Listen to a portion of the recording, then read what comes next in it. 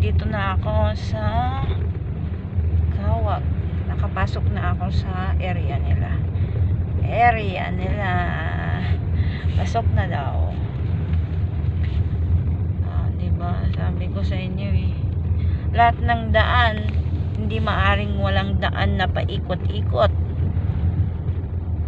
Pinaikot-ikot ka lang. Ikot-ikot lang. Tapos ang dami pang putik. Ayan, maputik din oh. Kasi nagsibabaan. Putik yan. Sabi nga nila, sa putik madulas. Kaya kailangan tikom. Kasi ayaw mo magkamali. Kasi pag nadulas yung bibig mo, wala na.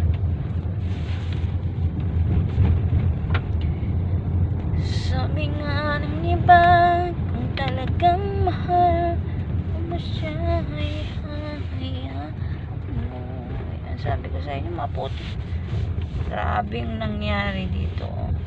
O, tignan nyo, bumaba yung, ano pangalan nito, putik. Grabe oh. Dumalos-dos ang putik dito. Grabe ang ulan dito din no? Nangyari.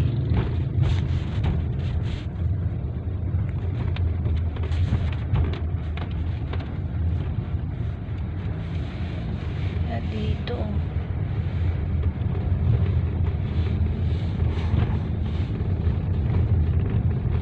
grabe ng ano dito. Malay din dito eh. Pares din naman ang daan doon sa kabila. Sa Subic na shortcut. Layo yung ano.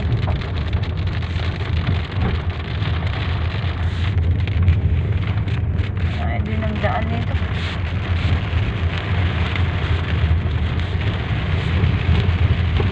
Kawawa din ang mga tao. Kung wala kang tricycle na ano.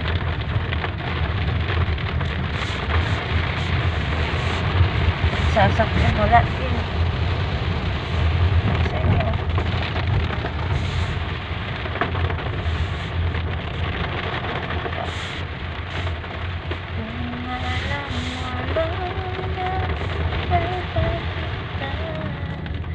Ito yung waiting shed nila oh.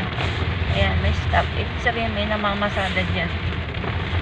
Nag-aano sila ng ano, namamasada sila mga ano dito tao kasi masisipag din ang mga tao dito.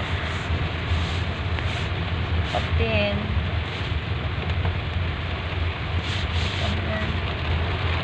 Si nanay naglalakad.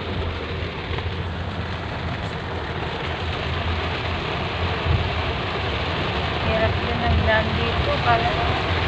Grabe din palang ulan dito sa Kawak. Alas hindi mo rin makita yung daan. Grabe. Dahan-dahan ka lang kasi.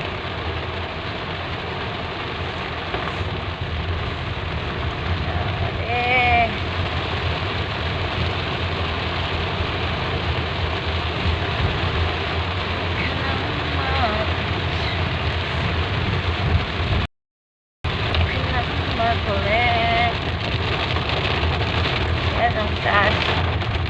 Parang pakyat din sa Baguio. Pakyat!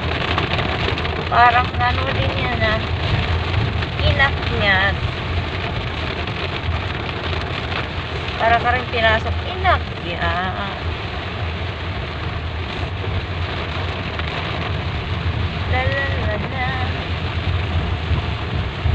Dadang hindi lang dito.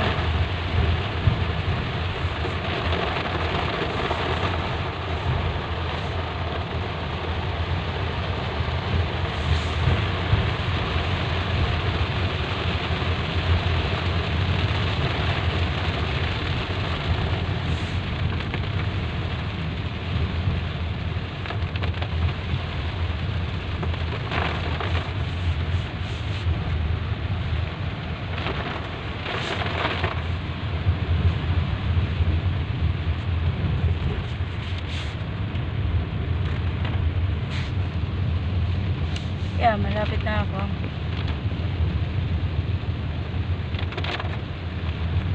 Grabe, ang ganda ng swimming pool nila. Sa bundok kinukuha yung tubig. Ganda kasi hindi siya minumotor yan. Kusang na lang yan, galing sa bundok. Hindi ko alam anong nito. Si ate naglalaba. Kasi may mga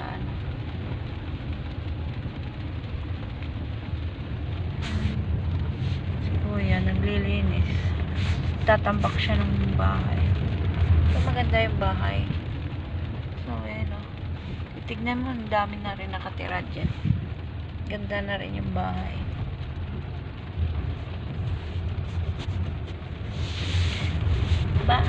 Bahay kubo, kahit munti-munti, ang nalaman doon.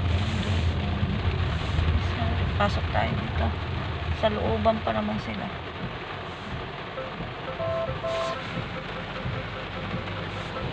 Grabe naman yung ito.